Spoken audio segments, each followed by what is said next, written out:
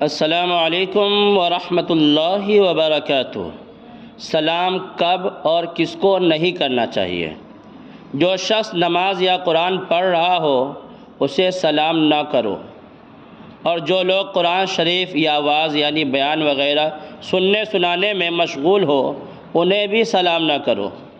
جو شخص وظیفے میں ہو یعنی تسبیح وغیرہ پڑھ رہا ہو اسے بھی سلام نہ کرو، اور جو لوگ علم دین پڑھنے یا پڑھانے میں مشغول ہو انہیں بھی سلام نہ کرو۔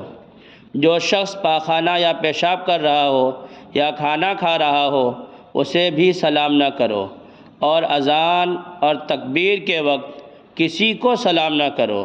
اللہ رب العزت کی بارگاہ میں دعا ہے کہ اللہ تعالی ہم سب کو علم نافع عطا فرمائے اور عمل صالح کی توفیق و رفیق عطا فرمائے، آمین یا رب العالمین۔